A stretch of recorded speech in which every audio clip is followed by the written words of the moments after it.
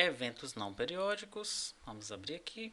Começamos com 2190, que é a admissão de trabalhador, um registro preliminar. Nós temos os dados aqui, que você pode facilmente pegar no banco. Admissão de trabalhador, no caso, você vai pegar os dados do colaborador, veja aqui, ó, colaborador CNPJ, CPF no caso, colaborador nome, colaborador RG, parecido com aquele que nós fizemos lá em cima, tá? Colaborador logrador, o número, que nós comentamos uma série de itens, né? Mesma coisa você vai fazer aqui, tá bom? É bem parecido, inclusive, com aquele lá de cima, tá? 2205, alteração de dados cadastrais do trabalhador, que é quando altera alguma informação, e você vai novamente consultar aqui o colaborador, informar os dados do colaborador, o dado que foi alterado, né? Vai colocar aqui para ser enviado no arquivo, tá?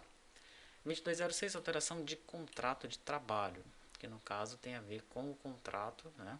Aí você deve analisar se esse dado se encontra no banco de dados, onde é que ele se encontra, tá? Se ele nas tabelas de ponto, nas tabelas da folha de pagamento, ok? E se é realmente obrigatório informar tudo isso daí, tá? Dá uma olhada no manual, né? De repente isso é algo que você não precisa informar, ou se for obrigatório, caso exista informação, veja como é que você vai adaptar isso daí para a sua realidade. 2210, comunicação de acidente de trabalho, tá? Então, caso haja um acidente de trabalho, deve ser informado no arquivo do E-Social, tá?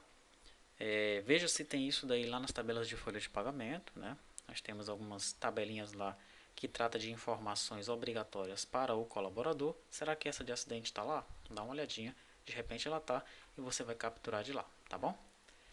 Monitoramento da saúde do trabalhador, também dá uma olhada, né, que no caso é aquele exame obrigatório que é feito quando o trabalhador é admitido e é demitido, e também tem que ser feito uma vez por ano e tal. Veja se tem isso lá nas tabelas da folha de pagamento, se não, analise a possibilidade de você acrescentar isso daí no banco de dados, tá?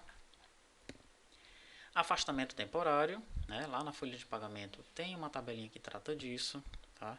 Tem inclusive um evento lá na folha que trata disso, desses afastamentos temporários, né? Então veja se tem como aproveitar as informações que tem lá, os dados que tem lá, se não, analise a possibilidade de acrescentar uma tabela para controlar isso daí no seu banco de dados. Condições ambientais do trabalho, os fatores de risco, né?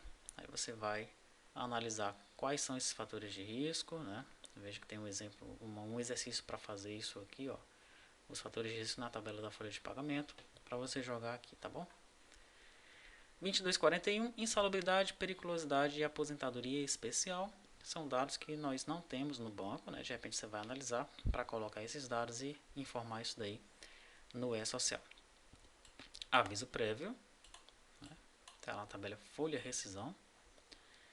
Reintegração, é aquele funcionário que retorna para a empresa, né? Veja se tem como controlar isso com as tabelas que já existem na folha de pagamento, se não, veja a possibilidade de você colocar, tá? Desligamento é o 2299, tá? Aqui nós temos também exercício apontando para a folha rescisão.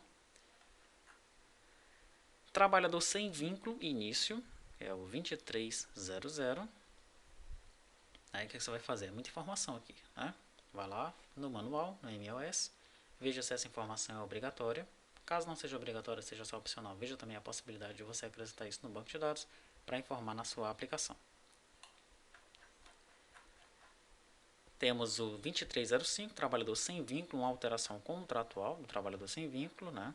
2399 também é o trabalhador sem vínculo, mas aqui é o término, né, do trabalho dele, do vínculo dele, tá? 3.000, exclusão de eventos. 4.000, solicitação de totalização de bases e contribuições, tá? E é isso, né? Nós vamos agora na próxima videoaula analisar os exemplos, aliás, os exercícios, e através dos exercícios é que você vai ver que é muito fácil fazer isso daqui. Não tem mistério, é só você saber onde buscar as informações, e caso as informações não existam, você vai acrescentar no banco de dados, né? Tem muita coisa que nós não acrescentamos, porque é um treinamento, né? Um RP genérico, tá? Então, se você de fato vai gerar esse E-Social, vai gerar um E-Social bem completo, você precisa fazer uma análise mais apurada ali no nosso DER, né, no nosso diagrama entidade de relacionamento, e vai precisar acrescentar sim alguns campos, algumas tabelas, para que o DER fique completo aí de acordo com a sua necessidade.